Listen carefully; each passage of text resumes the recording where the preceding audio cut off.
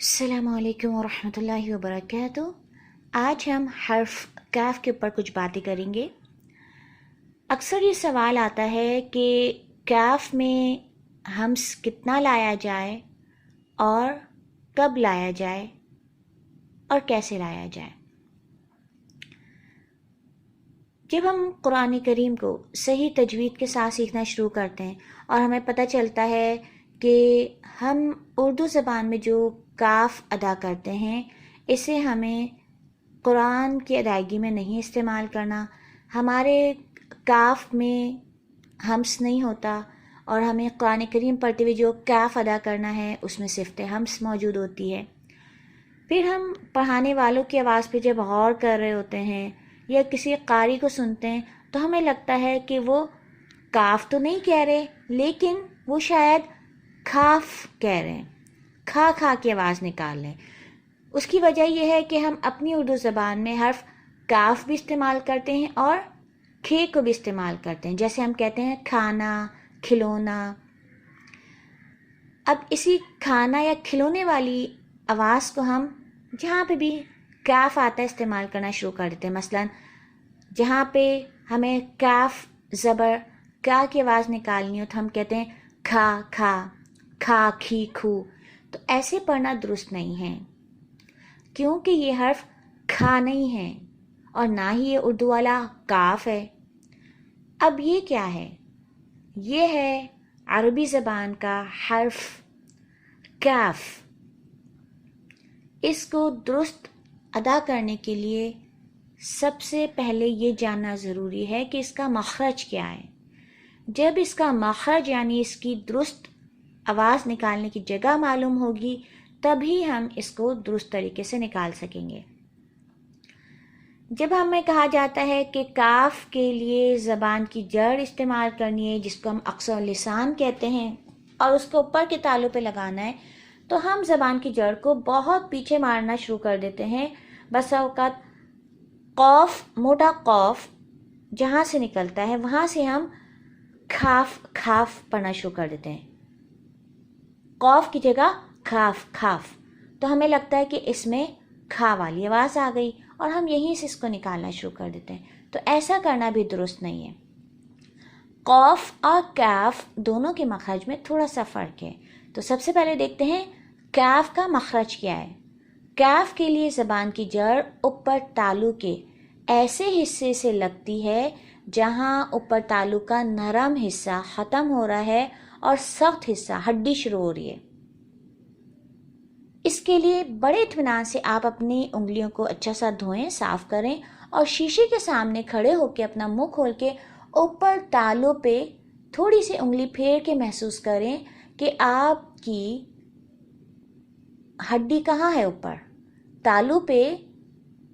اگر آپ آگے کی طرف سے انگلی چلاتے ہوئے تھوڑی پیچھے لے کے جائیں، اپنے انگوٹھے کو استعمال کریں اور اس کو اطمینان سے اوپر چلاتے ہوئے لے کے جائیں تو آپ کو محسوس ہوگا کہ شروع میں اگر آپ اوپر کے دانتوں کے ساتھ ہی تالو پہ انگلی پھیرنا شروع کریں تو اوپر آپ کو سخت حصہ شروع ہو رہا ہوگا، ہڈی ہے، وہاں سے آپ اس کو آرام سے پیچھے کریں اور ہڈی جہاں ختم ہو رہی ہے اور نرم حصہ شروع ہو رہا ہے، بس یہی جو ان دونوں کا ملاپ ہے کہ تالو کا سخت حصہ ختم ہو رہا ہے اور نرم حصہ شروع ہو رہا ہے، یہی حرف کاف کا مخرج ہے۔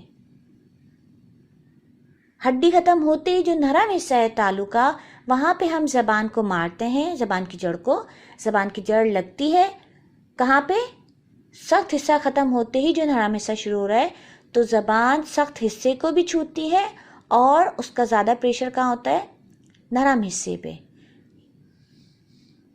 واپس غور کریں، زبان کی جڑ اوپر تالو کے ایسے حصے سے ٹکراتی ہے جہاں اوپر تالو کا نرم اور سخت حصہ آپس میں ملا ہوا ہوتا ہے۔ نرم حصہ ختم ہو کے سخت شروع ہو رہا ہوتا ہے، یا یوں کہہ لیں کہ ہڈی والا حصہ ختم ہو کے پیچھے نرم حصہ شروع ہو رہا ہوتا ہے، ایک ہی بات ہے۔ تو زبان کو اچھا سا دیکھ کے کہ کہاں ہے یہ پوائنٹ، اس جگہ زبان کی جڑ کو اطمینان سے لگائیں۔ یہاں سے آپ حرف کاف کی مشق اپنی کریں۔ دوسری جو بات ہمیں فائدہ دیتی ہے وہ یہ کہ ہمیں حرف کی صفات معلوم ہو۔ مخرج کے ساتھ ساتھ اس کے اندر موجود خوبیاں بھی معلوم ہوں۔ جب ہم کسی استاد سے پڑھتے ہیں اور وہ ہماری کاف میں جب مسٹیک نکالتے ہیں تو وہ کیا کہتے ہیں؟ اس میں ہمس لائیں، اس میں ہمس لائیں، آپ کے ہمس نہیں ہیں۔ تو بسا اوقات ہم سمجھتے ہیں کہ بس کاف میں تو ہمس ہی ہمس ہے، ہوا ہی ہوا ہے۔ اب ہم ڈائریکٹ کاف کو مخرج پہ مارتے ہوئے پورا کانشیس ہو جاتے ہیں، پوری ہماری توجہ اس بات پہ جاتی ہے کہ اس میں ہمس کی آواز آئے، اس میں سانس کی آواز آئے، تو ہم اس میں ڈائریکٹ ہی زبردستی سانس کی آواز پیدا کرنے کی کوشش کرتے ہیں۔ ایسا کرنا درست نہیں ہے۔ یہ اس کی مخرج کے ساتھ جڑی ہوئی خوبیاں ہیں جو درست مخرج کے ساتھ خود بخود اس کے اندر موجود ہو جاتی ہیں، ہمیں ڈالنا نہیں پڑتی، کھینچ کے لانا نہیں پڑتی۔ تو ہم سے پہلے بھی کاف کے ساتھ ایک صفت لگی ہوئی ہے، وہ ہے شدہ، یعنی شدت والی صفت۔ شدت کی صفت میں کیا ہوتا ہے؟ حرف کی ادائیگی میں ایک دم سے سانس رک جاتا ہے، تو ہم سانس رکنے والی جو کیفیت ہے کاف کی، اس کو ڈراپ کر دیتے ہیں اور ڈائریکٹ سانس کے ساتھ ہی اس کو مخرج پہ مارنے کی کوشش کرتے ہیں، تو یہ درست نہیں ہے۔ سب سے پہلے زبان کی جڑ اوپر تالو پہ جہاں اس کا مخرج ہے، یعنی تالو کا نرم اور سخت حصہ مل رہا ہے، اس جگہ پہ زبان لگائیں، زبان کی جڑ کو اوپر تالو پہ ٹکرائیں۔ کس حصے کو چھوئے گی زبان کی جڑ؟ جہاں تالو کا نرم حصہ ختم ہو رہا ہے اور سخت حصہ شروع ہو رہا ہے، دونوں حصوں کو چھوئے گی، ان کو جدا نہیں کرے گی۔ ایک ہی سانس زبان ایسے لگے گی کہ وہ نرم حصے کو بھی چھو رہی ہوگی اور سخت حصے کو بھی چھو رہی ہوگی، ٹھیک ہے؟ یہاں آپ نے زبان کو ٹکرایا، شدت کے ساتھ ایک دم سے آواز بند ہوگی اور فوراً سے ہی ہمیں فورسفلی زبان نہیں ہٹانی پڑے گی، خود ہی زبان یہاں ٹکرانے کے بعد تھوڑا سا ہلکا سا واپس زبان کی جڑ نیچے ہو جائے گی، اور زبان کی جڑ جیسے ہی تھوڑا سا نیچے ہوگی، حلق سے سانس کی کیفیت باہر آ جائے گی، جس کو ہم کہتے ہیں ہمس کی صفت۔ تو یہ صحیح مخرج پہ درست طریقے سے زبان کو ٹکرانے سے اس کے اندر آواز موجود ہو جاتی ہے۔ اب اس کو غور سے سنیں۔ سب سے پہلے صفت شدہ کے ساتھ آواز بند ہوتی محسوس ہوگی اور ساتھ ہی ہوا کا اخراج ہو جائے گا۔ یہ ہمیں زبردستی نہیں کرنا، یہ خود بخود اس کے مخرج کے ساتھ جڑے ہوئے اس کے حصے ہیں، یعنی اس کی خوبیاں ہیں جو اس مخرج کے ساتھ جڑے ہوئے کاف کے۔ اس کو ہم ساکن کر کے ادا کرتے ہیں۔ اک اک اک اک اک۔ یہاں پہ ہم نے کیا کیا؟ زبان کی جڑ کو تالو کے نرم حصے پہ، جہاں پہ سخت حصہ شروع ہونے لگا ہے، وہاں پہ ہم نے زبان کی جڑ کو ٹکرایا۔ جیسے ہی ہم نے فورسفلی زبان کو یہاں ٹکرایا تو زبان ٹکراتے ہی شدت کی صفت نمایاں ہوئی اور پھر فوراً ہی زبان نے جگہ چھوڑی اور پیچھے سے تنفس یعنی سانس چلتا ہوا باہر آ گیا اور ہمس کی صفت نمایاں ہو گئی۔ اک اک۔ یہ کیوں ہوا؟ یہ خود بخود اس کے صفت کا حصہ ہے، یہ ہمیں ڈالنا نہیں پڑتا۔